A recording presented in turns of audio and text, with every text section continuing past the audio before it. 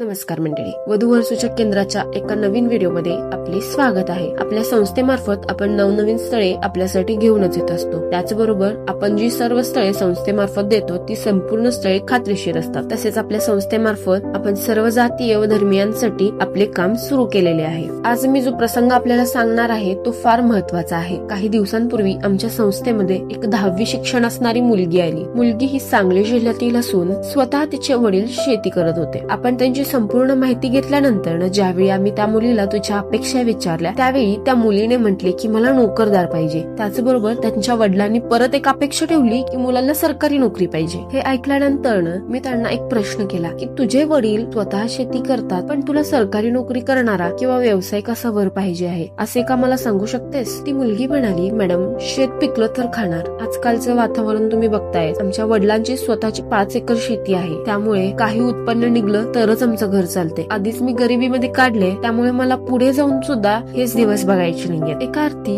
त्या मुलीचे विचार सुद्धा योग्यच होते. पण मला आपल्या सर्वांना विचारावेसे वाटते की शेतकऱ्यासाठी आजकाल मुलगी मिळणं फारच अवघड झाले. स्वतः शेतकरी कुटुंबातील मुली सुद्धा शेतकऱ्याला करून घ्यायला तयार नाहीये. शेवटी ज्यांची मुलगी किंवा जिला लग्न करायचं आहे सर्वस्वी निर्णय त्या पालकांचा असतो. बरेच शेतकरी मुलं अशी आहेत की ज्यांचं चांगलं उत्पन्न आहे, भरपूर शेती आहे, तरी सुद्धा त्यांचं लग्न होण्यास फार अडथळा येत आहे. या परिस्थितीमध्ये या शेतकरी मुलांनी काय करावे? जर तुम्हाला काही सुचत असेल तर आम्हाला कमेंट मध्ये नक्कीच कळवा. तसेच आपल्या मुलाचे शिक्षण काय झालेले आहे व सध्या तो काय करतो कमेंट मध्ये आम्हाला नक्कीच सांगा. तर आता आपण अधिक उशीर न करता आजच्या बायोडेटाकडे वळूया. मुलीचे नाव आहे सुवर्ण वाघमारे. मुलीची जन्मतारीख आहे 1998. मुलीची उंची 5 फूट 3 इंच असून मुलीचा वर्ण गोरा आहे. मुलीचे रक्तगट बी पॉझिटिव्ह असून मुलीची कौटुंबिक माहिती पाहता मुलगी हिंदू मराठा समाजापैकी आहे. मुलीचे गाव भूम तालुका जिल्हा धाराशिव असून सध्या हे कुटुंब छत्रपती संभाजीनगर येथे स्थायिक आहे. मुलीच्या अपेक्षा पाहता मुलीचे शिक्षण